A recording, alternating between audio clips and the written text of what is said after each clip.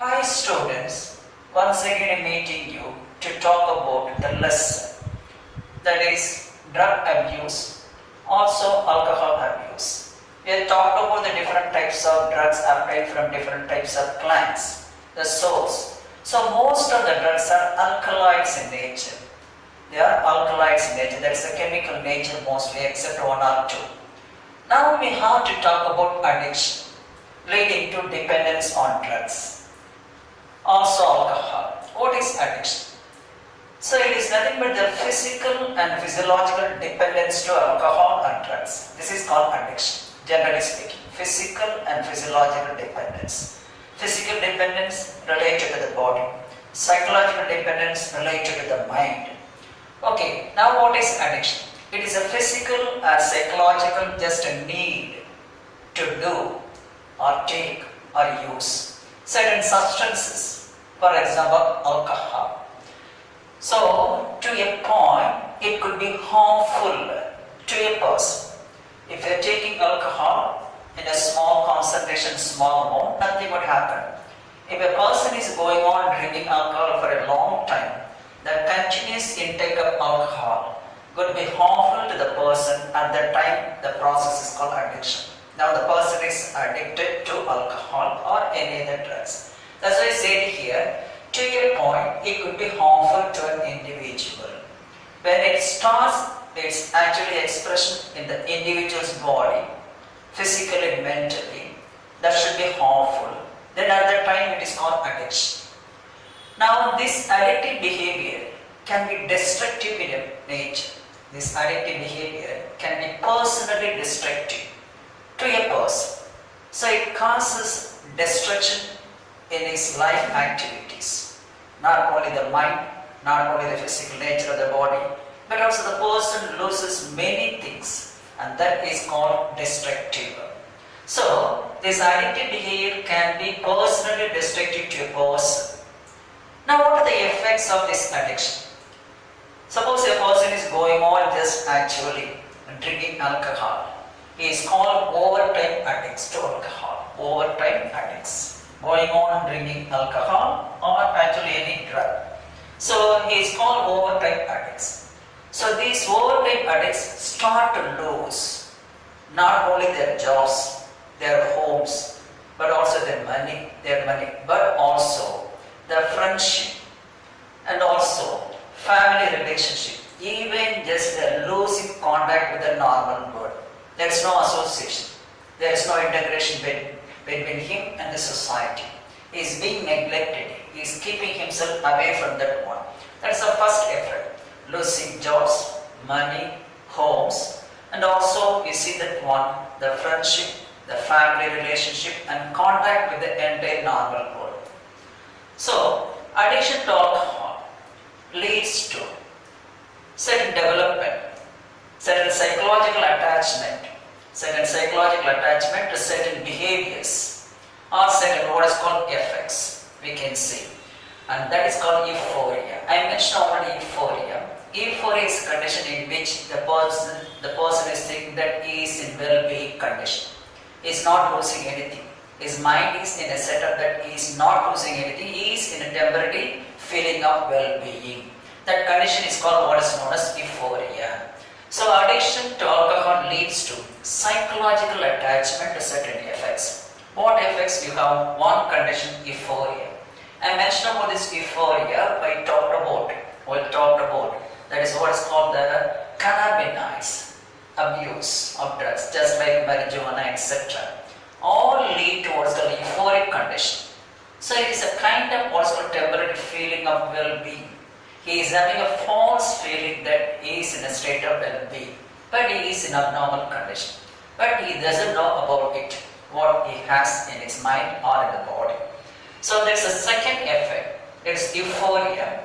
The first one, losing money, losing jobs, losing home, etc. The second one just leads to psychological attachment to certain effects such as euphoria and temporary feeling of well-being. Now let's pass on to the next effect related to addiction. Repeated use of alcohol and drugs affect the receptors in the body. What receptors? The tolerance level of receptors. Because certain receptors in the body, they can tolerate only certain level of what is called alcohol and then drug to be consumed. If it is beyond that level, then these tolerance level of receptors are affected. Then what would happen? The receptors then respond to higher doses of alcohol and drug, leading to greater intake of alcohol and drug and addiction. So the rate, what we call the rate of addiction, increases. So because the receptors are responding just like medicine. If you are going on taking medicine for a simple one, higher doses needed. So always take only the lowest level. If it is being repeated again and again at one stage, the tolerance level to the drug or the tablet will normally be affected. So here, that is why the receptors that respond to only higher doses of alcohol and drugs, leading to what will happen to greater intake and addiction. So excessive use of alcohol and drugs results in or leads to what will happen? Physical and psychological dependence. Physical and psychological dependence to the drug. Without drug or alcohol, it cannot survive. Such a feeling, a false feeling, he develops or she develops. So, that is what is called psychological dependence and physical dependence to what is called alcohol. I'll tell you what I mean by physical dependence. Psychological dependence, mentally is always interested to have a drug. Without drug, it cannot survive. There is a feeling in his or her mind. Now the fifth one, euphoria. When the psychological dependence develops, what will happen? The drug user get mentally hooked on, trapped on, hooked on to the drug. So that is called psychological dependence. He needs a drug, then only he can survive. That is hooked on, captured, hooked on to the drug. The drug captures that person mentally. So that the person needs drug, what is called continuously. Now, the user always thinks only about the drug. That is what happens. And there's continuous and uncontrollable craving to drug. This condition is called euphoria. When a person has actually continuous thinking, has uncontrollable craving to drink, just actually thinking about and also needs the drug, just craving to drug, just eagerly waiting for it. That is called craving for drug. So that condition is called euphoria. So this state is called euphoria when a person is having uncontrollable craving for drug. So this condition is characterized by mental and emotional preoccupation with the drug, mental and physical preoccupation with the drug. He needs drug physically as well as mentally. He is ready to have only the drugs, not any other thing. That's called preoccupation with the drug. So that is the result of euphoria. So we have to go for the next one, what is withdrawal symptom, etc. I said euphoria is characterized by mental and physical preoccupation with the drug. Now the next key effect, physical dependence. So we have seen already the psychological dependence. The person is mentally hooked on to the drug. And that is a condition. He needs drug just mentally, thinking that without drug he cannot survive. Now what is physical dependence? It is a state in which the user's body requires continuous presence of drug or alcohol. So that is a mental requirement. Now this is the body requirement. It is a state in which the user's body requires continuous presence of drug or alcohol. This is called physical dependence. Now what do you mean withdrawal symptom? If a person is going on drinking alcohol or any other drug, if the intake of alcohol or drug is abruptly stopped, the person may develop certain symptoms, and these symptoms together called withdrawal symptoms. In a sense, the person or user is in a confused body state and also actually protest against the absence of drug. You protest anything, anybody. So because of the absence of drug, because you stopped drinking, the person get agitated and protest against the absence of drug. He needs badly the drug. If it is not given, even to the extent of attacking anybody, That is called what is known as a protest against the absence of drug. Now we have a number of withdrawal symptoms. So the withdrawal symptoms may range from, say an example of mild tremors to, say an example of convulsions, what we have the fits, rapid contraction, relaxation of the body, severe agitation and fits, and other things. I will write down on the board just what are the withdrawal symptoms the person develops when he just stops drinking or stops actually taking the drug. And at times he develops certain symptoms. It is uncontrollable. It is uncontrollable by anybody. Only when the person thinks he can control. Otherwise, it is uncontrollable. The person is having some sort of depressed mood, anxiety, irritability, what we call sleepless night, etc. Now let's see what are the withdrawal symptoms.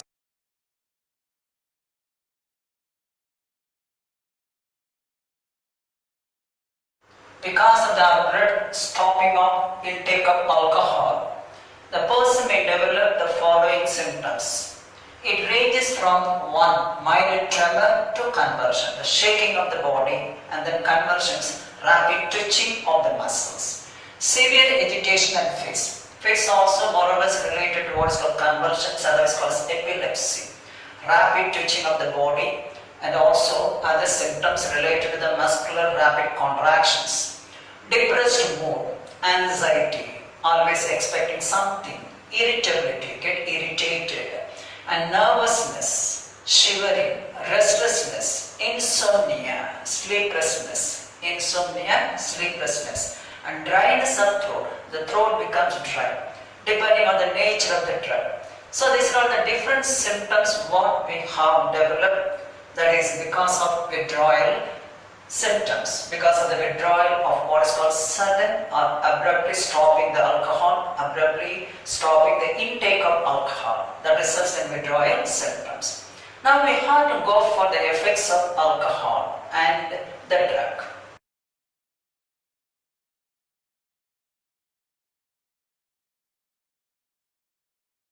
What are the effects of alcohol and drugs? We have both short-term and long-term effects. Now, what do you mean by short-term effects? The short-term effects normally appear only for a few minutes after the intake of alcohol and drug. What happens? The drug abuser feels a false sense of what is called well-being. He is in a well-being state and pleasant drowsiness. This is what is happening. The drug abuser feels a false sense of well-being.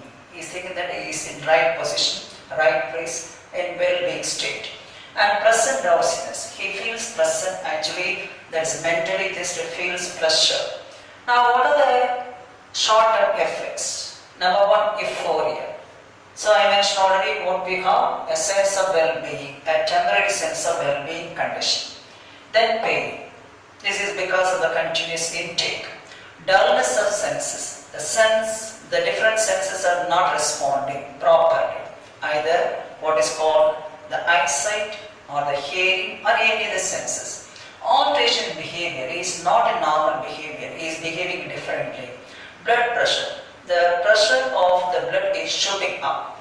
The narcosis. So we are using morphine, that is the painkiller, not only for killing the pain and making the person to go for sleep. So narcosis, the condition of deep sleep, and the nausea, a feeling, a kind of sickness with a sense of vomiting, but there is no vomiting. So it is a kind of sickness with an urge to vomit, that is called nausea, and then real vomiting. This is because of the acidity in the stomach, etc. These are the short-term effects. We also have long-term effects which cause serious damages. This is because of constant excessive use. So when the drug user is affected, that is both physically and mentally, so his life is in threatened state. So his life, or it makes normally, you see that from the drug abuse, makes the person's life unbearable and torturous. For example, the brain as well as, you know that when the liver damage occurs in the case of people who are drinking continuously. So that's about the serious damage because of the long-term effect. because of the long-term effect. So the drug user is mentally and physically affected, and which affects the life of an individual unbearable and torturous. So long-term effects results in liver damage as well as what we have the brain damage. Okay, now what is happening when the alcohol is being taken during the adolescence period? So the use of alcohol during adolescence have long-term effects. What are the long-term effects that occur due to intake of alcohol or drug during adolescence period? Now let's see. Now the effects we have talked about so far, the short-term effects. Now we have to go for long-term effects. Drugs and alcohol has long-term effects that cause serious damages. What's the reason for serious damages? Because of one, constant use and excessive use. Second one, constant excessive use of alcohol causes serious damage that leads to long-term effects. So physical and mental disturbances makes the life of the user unbearable and torturous. For example, heavy drinking may cause permanent damage to the liver and brain. That's about what we call the long-term effects, generally speaking. Suppose, if you're taking the adolescent period, what are the effects of use of alcohol during adolescence? So the use of alcohol during adolescence normally has long-term effects. The following are some of the long-term effects caused in adolescence period because of intake of alcohol or any other drug. Now let's see one by one. Now the next one, effects of alcohol and drugs during adolescence. The use of alcohol or drug during adolescence normally has long-term effects.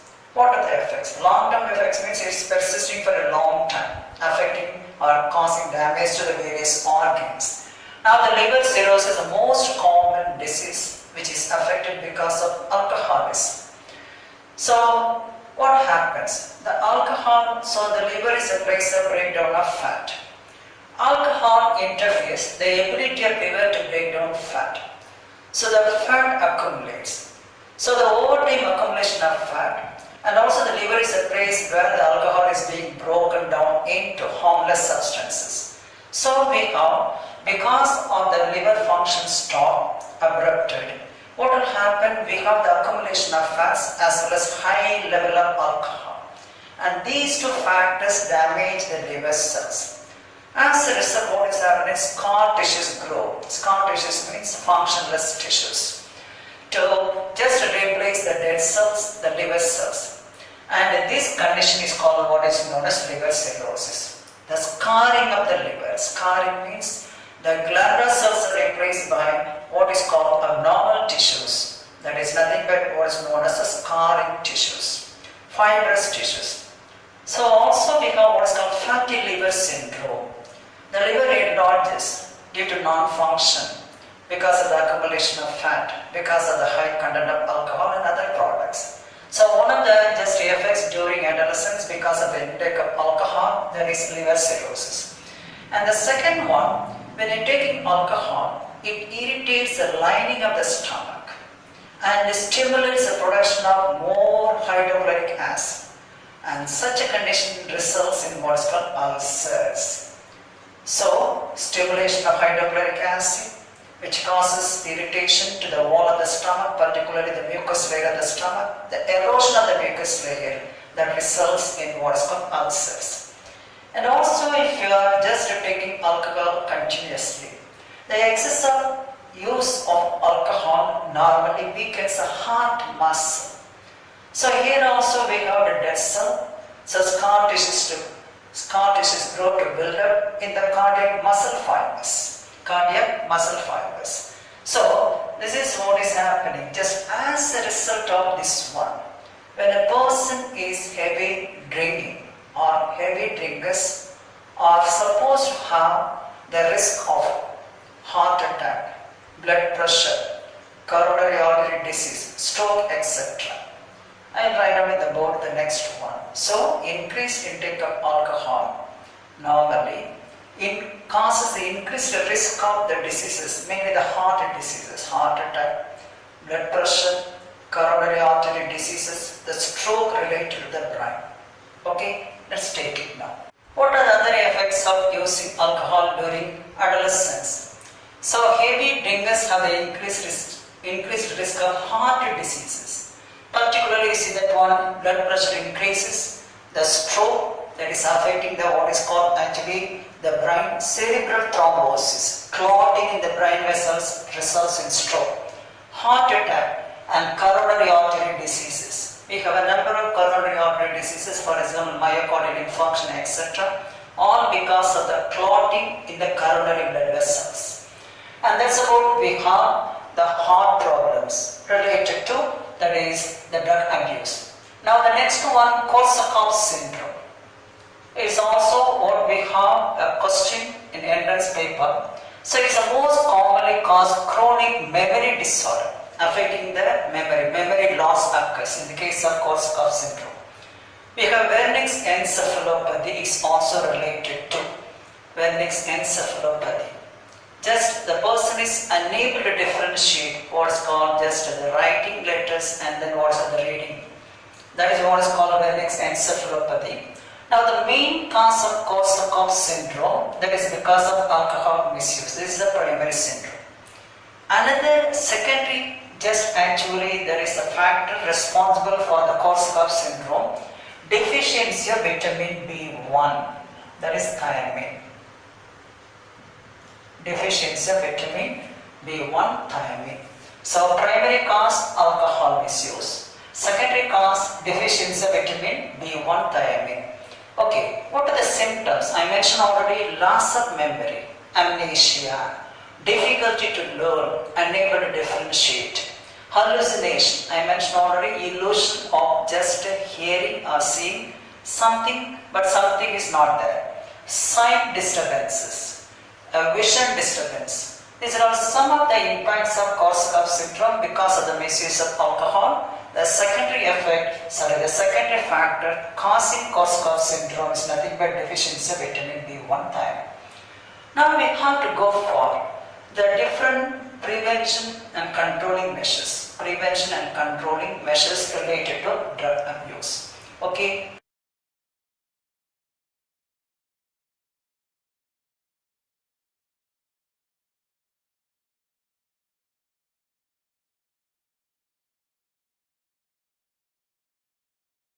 Now you see that how to prevent and control the drug abuse and alcohol abuse. It is practically possible to prevent someone from the use of alcohol and the drugs.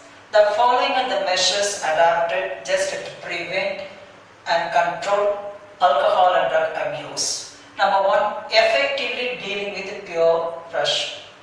So one of the reasons for the teens, for example the age group between 12 to 19, to start alcohol is due to friends or the peer groups. They are imposing pressure on them to take alcohol, to take what is called the drug. That is the pressure that is created by the peer groups that is on a normal person. So it is very important to have better group of friends to avoid such harmful alcohol and the drugs. This is number one. And seeking help from parents and peer groups. So it is very important to sort, that is help from, that is the parents as well as peer groups. So they can be guided just appropriately and immediately. So we have to sort actually there is the help from the parents as well as the peers immediately, so that they can be guided appropriately. Even you can get what we have, just the help from the close friends and also trusted friends. Getting advice, getting proper advice to deal with the problems or to sort out the problems, help the youth to vent out feelings, vent out, open out, vent out feelings like anxiety and then guilt. So they can vent out what we have, open out the feelings of anxiety and guilt. Then education and counseling. So education and counseling can create a positive attitude to solve or to deal with the problems. Okay, and also accept disappointment in life. So we have to teach them. So what are the things there? So we can accept your disappointment, ready for the next one to go. That is education and counseling. Look for danger sign. The teachers and parents need to look for actually sign. That is normally to indicate tendency of the individuals to go in for an addiction. So you can easily find out if there is any change in his behavior. You have to find out that danger sign to go for what is called actually addiction. So this is a mind of the parents and the teachers. You have to look, you have to watch the students indirectly. Is there any abnormal behavior, etc. Whether he is going to be addicted with the drugs. That is what we will look for danger sign. Indicate the tendency to go in for what is called addiction. Professional and medical assistance. So assistance is available in different forms, such as, for example, qualified psychologist, qualified psychiatrist, and for example, de-addiction and rehabilitation program in hospitals or in private centers, okay, to help the individuals to overcome their problems. So this is the assistance given either by the psychologist or by the psychiatrist or the de-addiction centers or rehabilitation, that is the programs to help the individuals to overcome their problems. So these are the different measures to prevent and control drug abuse and alcohol. So with this I conclude about the alcohol and drug use. We have to go for the mental health and the depression and the lifestyle disorders. What is the reason, how to overcome the lifestyle disorders, etc. in the next class.